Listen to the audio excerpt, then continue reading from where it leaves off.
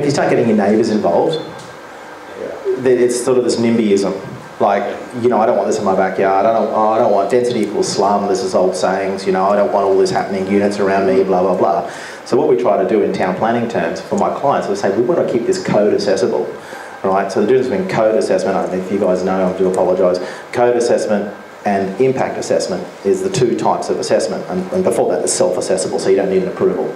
So you have self-assessable development, you have code accessible development, and code accessible means you're compliant with the code, the town planning code. Then you have impact accessible, meaning it's anticipated that this type of development may be able to occur in this zone, but you need the consent of, not only need the consent of council, but council wants to have a say in how this is going to happen. And the public also have a right to know about it because you're stepping slightly outside the rules even though it may be anticipated.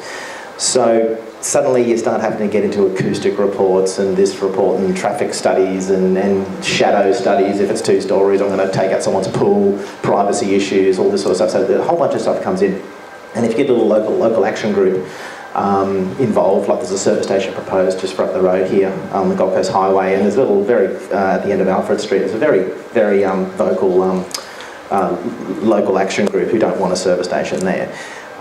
It could be a great spot for a service station, potentially, and they probably need one in this area. There's a bit of a gap. It does, yeah. But the fact is, if there's 1,000 people signing a signature, because this thing triggered impact assessment, the local member has to be re-elected, and politics gets involved. So you get the politician on side, the politician, it goes, this impact accessible application, which could tick all the boxes, could be the perfect application, could be the perfect spot for a service station. The whole community may need this service station. The Gold Coast may need the service station, but if you've got 1,000 people who are going to talk to another 5,000 people who talk to their local member and go, you better back us on this, you've got to stop this development.